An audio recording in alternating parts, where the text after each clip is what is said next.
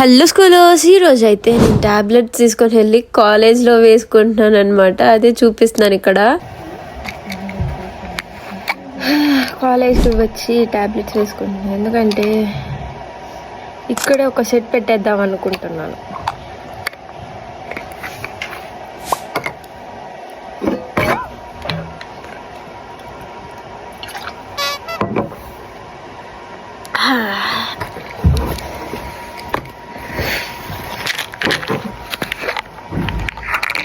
ప్రతి మార్నింగ్ వేసుకోవాలి కాబట్టి ఇక్కడ ఒక టానిక్ పెట్టేసి ట్యాబ్లెట్స్ మాత్రం రోజు క్యారీ చేస్తాం. మ్యామ్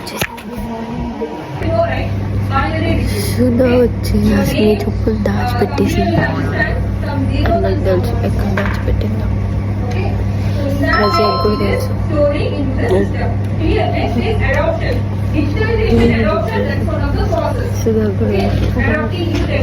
నాకు అర్థమైన విషయం ఏంటంటే, మేమే ChatGPT యూజ్ చేస్తామంటే ప్రొఫెసర్స్ కూడా ChatGPT యూజ్ చేసి మేమన్నా కనీసం ముందు మ్యాటర్ తీసుకుంటాం.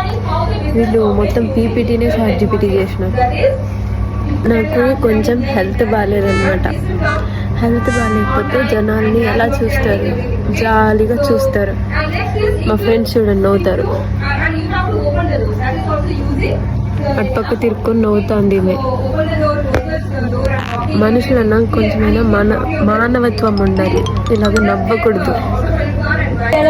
చెప్పు కోసం ఇప్పుడు he has only taken a serious. Mic off చేయి. దొరికేసిందే. దానిలో బ్లాగ్ చేస్తాను. పెట్టవాడిని